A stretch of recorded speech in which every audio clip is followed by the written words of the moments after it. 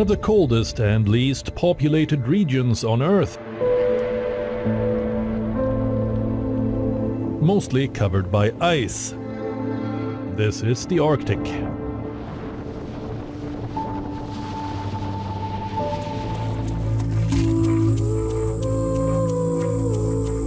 For decades, the freezing Arctic was little more than a footnote in global economic competition. But now things are changing.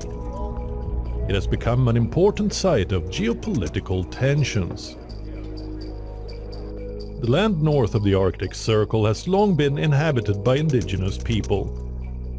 But today the region includes territories belonging to 8 countries: Canada, Russia, Iceland, Finland, Norway, Sweden, Denmark, and the United States. Although 1,400 kilometers south of the Arctic Circle, China hasn't let distance impede its ambitions. In 2018, it declared itself a near-Arctic state and announced plans to become a polar great power by 2030. And that goal was reaffirmed 3 years later in the Chinese Communist Party's 14th five-year plan. So why is the Arctic fast becoming one of the most contested parts of the world? What is the Arctic Council? Who are its members? What is the conflict around the Northwest Passage all about? How have Russia and other countries made their presence known in the region? And the risks of climate change in the Arctic region. As the race for the Arctic is on, we find answers to these questions and more on this week's WION Wideangle.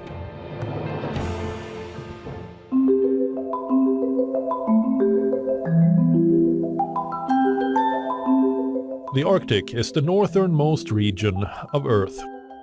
It is the area within the Arctic Circle, which is about 66.5 degrees north of the equator. It is in the Arctic region that we see phenomena like midnight sun, 24 hours of daylight during summer, and polar nights, 24 hours of darkness during winters. So it is within this circle that we have the Arctic Ocean basin, and northern parts of Scandinavia, Russia, Canada, Greenland, and the United States state of Alaska. Arctic Circle is one of the 2 polar circles and the northernmost of the 5 major circles of latitude. Its southern counterpart is the Antarctic Circle. The Arctic is almost entirely covered by water, much of which is frozen. The glaciers and icebergs in the Arctic make up about 20% of Earth's supply of fresh water. Observers have raised concerns about the increasing tensions in the Arctic. They have warned that it can lead to conflict in the region if left unchecked. So what is happening in the Arctic? Let's find out.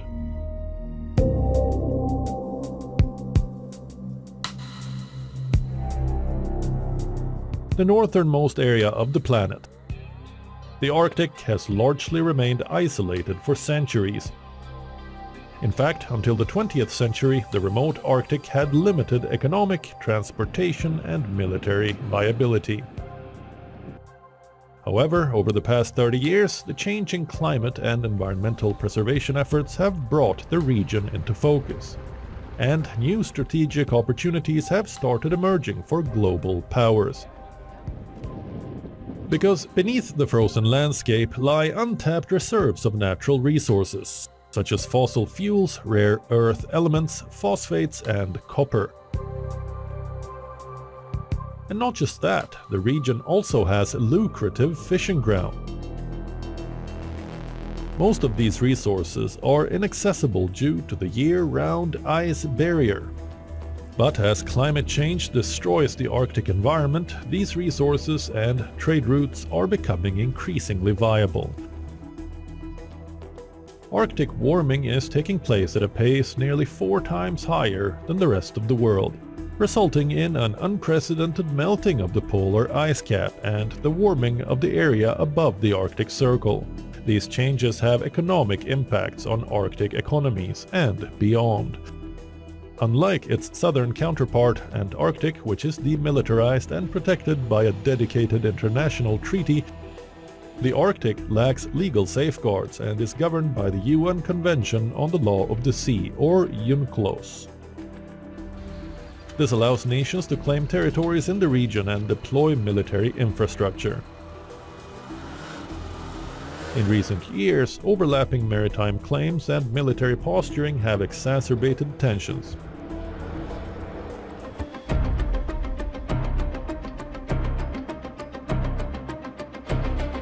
The islands and coastal areas in the Arctic are controlled by 8 countries: Canada, Denmark through Greenland, Finland, Iceland, Norway, Russia, Sweden, and the US. In the year 1996, these countries formed the Arctic Council, a forum that includes all 8 countries as member states, along with representatives from indigenous groups. This international body is tasked with protecting the environment, conducting scientific research, and safeguarding interests of indigenous peoples in the region. These nations exercise sovereignty over the Arctic land and can also exploit resources. The waters between these territories fall under international jurisdiction, ensuring freedom of navigation. While the Arctic was once envisioned as a neutral zone where conservation could promote deeper international cooperation, multiple developments have turned it into a site of competition. According to UNCLOS, nations can extend their claims to the seabed beyond the 200 nautical mile EEZ if they can prove that the area is a natural prolongation of their continental shelf. Canada, Denmark, and Russia have all submitted overlapping claims to the Arctic seabed to the UN Commission on the limits of the continental shelf. Despite these territorial declarations, infrastructure in the Arctic remains underdeveloped, with only a few operational ports along the coast.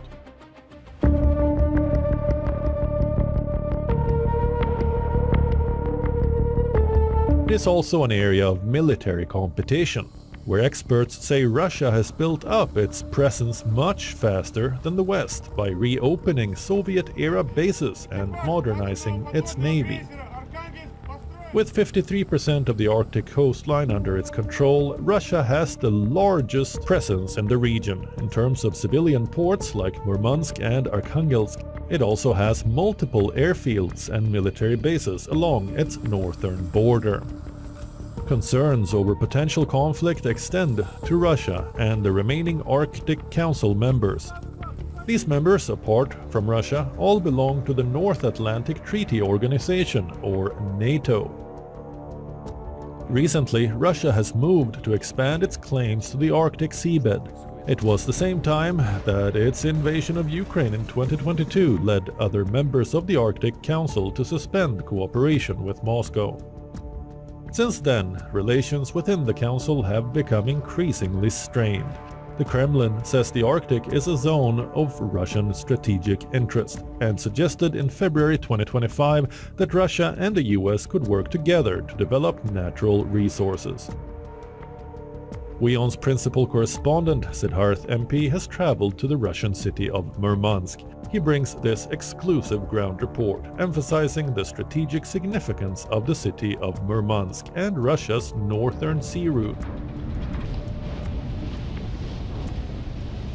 The Arctic city of Murmansk in Russia's northwest is a strategic port city. This is the home base of Russia's nuclear-powered icebreakers. These are not ordinary ships. These are specially engineered so that they can cut through the Arctic Ocean or the frozen ocean. These vessels are not diesel-powered. They don't have to be refueled every single month.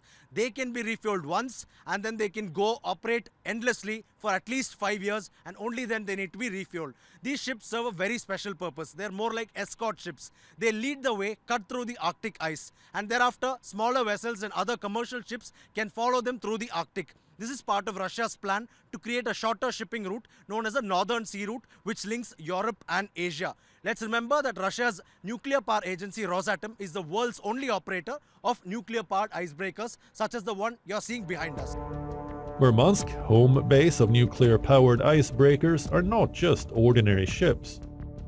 The typical shipping route between the farthest end of Europe and the farthest end of Asia through the Suez Canal would be about 20,000 kilometers long. But Russia's alternative shipping route through the Arctic, known as the Northern Sea Route, is said to be just about 13,000 kilometers long. This is about 40% savings that the Russian government claims. They believe that if the Northern Sea Route has more uptake and more participation, certainly there would be a reduction in shipping costs, reduction in fuel costs and manpower costs. They believe that this is a shipping route that will open up further as climate change melts the Arctic. And even in the harshest of winters, Russia has an icebreaker fleet that can cut through Arctic ice and facilitate shipping there in the frozen ocean.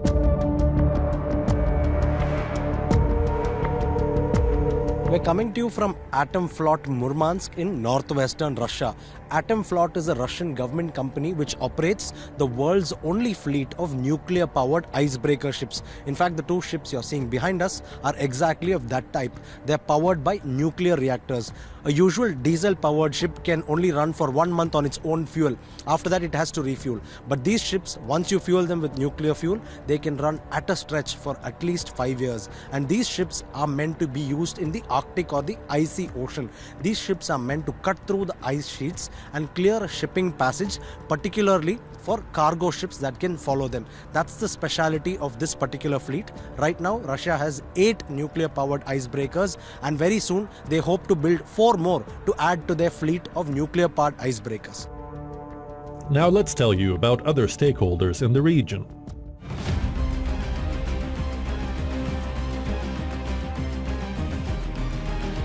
America was not originally an Arctic nation, but an interesting development in the year 1867 changed it all. Firstly, there's a lot of history when it comes to Alaska, US and Russia. While right now Alaska belongs to the US, it's a state in the US, there was a point of time almost 150-200 years ago when Alaska belonged to Russia. We're talking about pre-1867. At that point in time, Alaska was seen as an Arctic wasteland or an icy desert. Nobody wanted it. It was seen as a liability because there was no technology to access the region, which is brutally cold. And it's an icy ocean. So nobody wanted that region, and for a pittance back in the day, in 1867, Russia sold Alaska for a pittance to the US. But cut to 2025, and this is a region that is highly sought after because there's a massive amount of oil and gas, natural gas, and also rare earth elements in that region. Alaska became a US state in 1959. And the state was chosen as the venue for the recent Trump-Putin meet as well. For the United States, Arctic's strategic location has become a key area for national security and great power competition.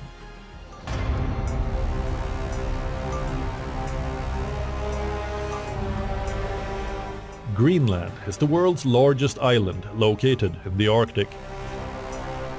With 56,000 people, it is also the most sparsely populated territory. About 80% of its area is covered by ice, meaning most people live on the southwestern coast, around the capital, Nuuk. An autonomous or self-governing territory of Denmark, it is also home to Danish and US military bases. In recent years, there has been an increased interest in Greenland's natural resources, including mining for rare earth minerals, uranium and iron. For months, news headlines have reported on US President Donald Trump's renewed interest in acquiring Greenland from Denmark. Trump has described the world's largest island as a matter of national security and has questioned the legitimacy of Denmark's sovereignty over the territory. Greenland is a wonderful place. We need it for international security. Greenland, which has been under Danish control for over 300 years, also hosts the US Pittafik military base. In January this year, following Trump's renewed interest, Denmark's Prime Minister Mette Frederiksen pledged to bolster Greenland's security and embarked on a tour of European capitals to seek support from allies. Tensions between the US and Canada have risen following Trump's comments about annexing Canada. We make it in the United States. We don't need it to be made in Canada. We'll have the jobs. That's why Canada should be our 51st state. Both nations have long disputed the status of the Northwest Passage, a potential Arctic shipping route that winds through Canada's Arctic archipelago. Ottawa considers the passage a part of its internal waters, granting its control over navigation, while Washington insists it falls under international jurisdiction, which means that any nation has freedom of navigation in the passage. Russia has also claimed parts of the Northeast Passage along its northern coastline as internal waters, moving to restrict the right of passage in areas where it was previously allowed. Given these disputes, the transpolar sea route through the center of the Arctic Ocean, which lies fully in international waters, will now become more attractive as polar ice continues to thaw.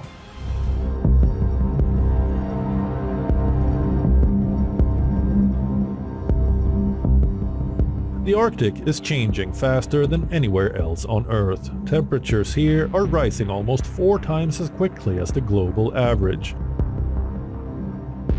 As a result, snow and ice are melting at record speed. Most of Earth's permafrost lies in the Arctic. Permafrost is ground that has been frozen for at least 2 years. In many cases, it has existed for thousands of years and can be several thousand feet deep. In the Arctic, however, permafrost is thawing, which results in the release of methane and carbon dioxide as greenhouse gases. Scientists warn that by 2050 the Arctic could look completely different, and once these changes take hold, they may not be reversed for centuries. One place showing this dramatic transformation is Svalbard, a remote Norwegian archipelago deep inside the Arctic Circle. Here, winters are warming faster than anywhere else on the planet. Ice that once stayed frozen year-round is melting. Permafrost is collapsing, damaging homes, roads, and infrastructure. And shrinking sea ice is threatening the survival of Arctic wildlife. But Svalbard is also leading efforts to protect nature. The Svalbard Environmental Protection Act is one of the toughest in the world. Hunting, harming, or disturbing wildlife is banned. Special rules protect polar bears, walruses, and seabirds. Even dogs must be kept on leashes near nesting areas to avoid disturbance.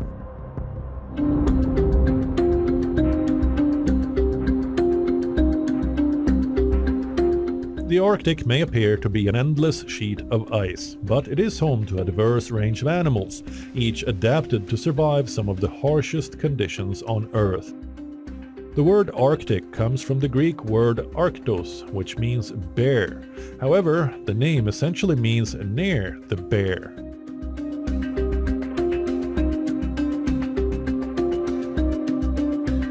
With thick fur and a layer of fat, it is built for the cold. Polar bears depend on sea ice to hunt seals, and the shrinking ice directly threatens their survival.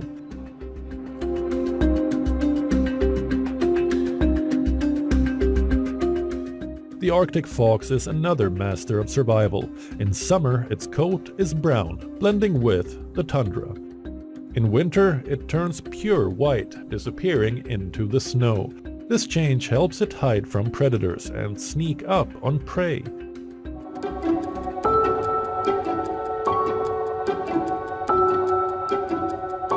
Reindeer, also known as caribou in North America, easily adapt to the cold, harsh conditions of the Arctic.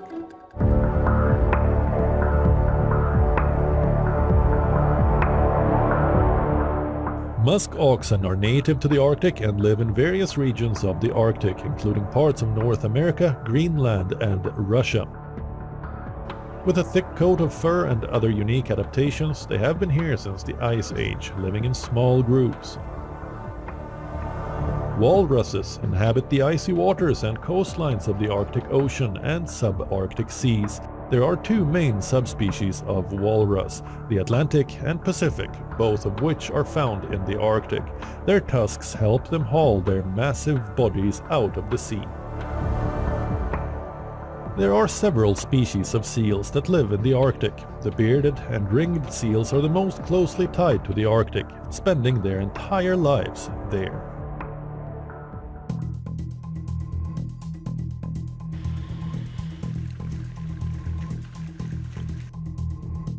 Finland shares a 1,340-kilometer border with Russia. It dropped decades of military non-alignment to join NATO in April 2023 in response to Russia's invasion of Ukraine.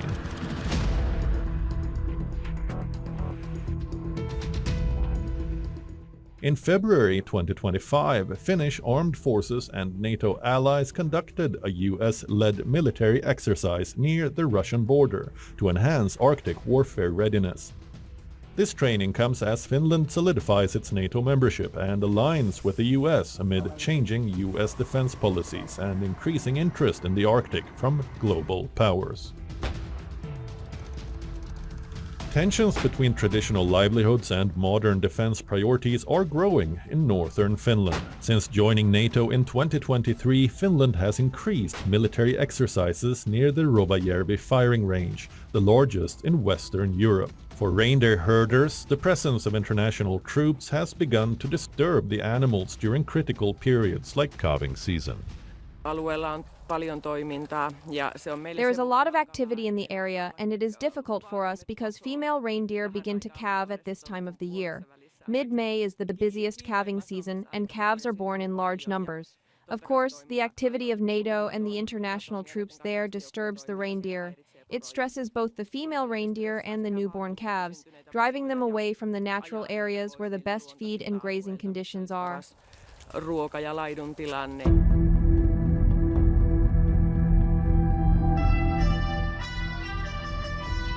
China may not spring to mind when one thinks about the Arctic, but it is determined to be a big Arctic player. It's been vying to buy real estate, get involved in infrastructure projects, and hopes to establish a permanent regional presence. China describes itself as a near-Arctic state, even though its northernmost regional capital, Harbin, is somewhat on the same latitude as Venice, Italy. Russia and China cooperate militarily in the Arctic. In October 2024, China's Coast Guard entered the Arctic for the first time in a joint patrol with Russian forces. The two countries had staged joint military exercises.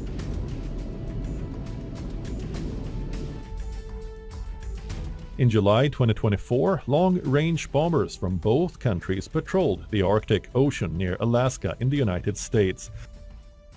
China and Russia have been working together to develop Arctic shipping routes as Russia seeks to deliver more oil and gas to China amid Western sanctions. While China seeks an alternative shipping route to reduce its dependence on the Strait of Malacca in Southeast Asia, however, China is keen not to align itself too closely with Russia.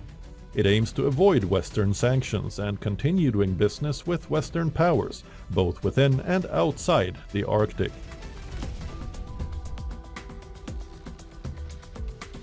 In January 2024, the Arctic Council reported a 37% increase in ships in Arctic waters over the past decade. This rise elevates the risk of oil spills, air pollution, chemical contamination, and disturbances to marine life. Can the 8 countries bordering the Arctic Circle, along with representatives of indigenous communities, put aside their political differences to work together to protect and govern this incredible part of the world? But then, these are times of power politics, and each is scrambling to counter the other for a piece of the Arctic.